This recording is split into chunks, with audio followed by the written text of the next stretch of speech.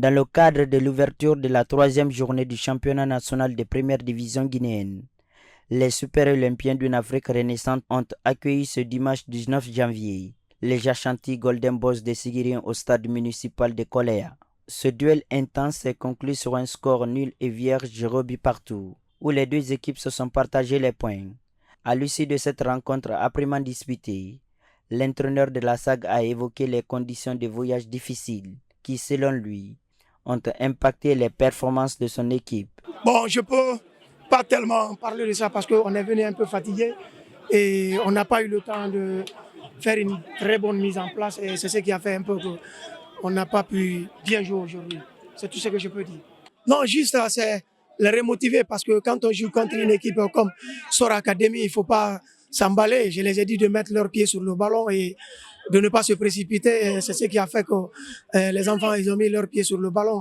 C'est ce qui a fait qu'on a joué la deuxième mi-temps un peu mieux que la première mi-temps. De son côté, les académiciens de Sor, dominateurs durant la première période, ont vu leur effort contré par la solidité offensive des jaunes et noirs. Leur capitaine, après 2 défaites consécutives, a livré une analyse mesurée de la rencontre. Bon, ce qui a changé dans le match d'aujourd'hui, c'est l'intensité. C'est l'intensité au fait. On a dit, le coach nous a dit de garder le ballon, de faire jouer le ballon tellement bon. C'est pas été facile, c'est pas été facile. Donc c'était ça. On a dû jouer avec le ballon. Mais bon, vous savez comment ça se passe. Pour les visiteurs, le capitaine de la SAC de Sigirigne, véritable moteur de son équipe dans ce match, a également pris la parole pour revenir sur la performance collective et sur leur ambition pour la suite de la saison. Je dirais que c'était un match un peu compliqué. Vous savez, l'académie sort de 2 défaites et on savait que ça allait être vraiment un peu compliqué en première mi-temps. On a essayé d'être là, d'être présent dans les duels.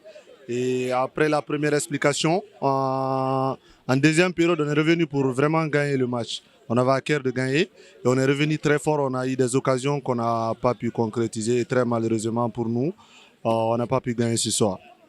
Je dirais qu'on a très bien débuté le championnat et comparativement aux années précédentes, ce n'était pas le cas. Donc cette année, on a eu le temps de préparation conséquent. On s'est dit il faut vraiment bien débuter le championnat. Il faut commencer à avoir des points dès le début pour ne pas avoir des regrets comme les années passées. Et donc voilà, avec le groupe ça va, on a le même état d'esprit. On a commencé très fort. Et là, on va essayer de mieux se comporter durant tout le championnat avec les mêmes ambitions et les mêmes objectifs. Et là, on va essayer de faire les résultats match par match et à la fin, on verra. En tout cas, on est prêt à tout donner, nous joueurs. On va essayer en tout cas de mieux se comporter. Ce nul a des conséquences importantes au classement.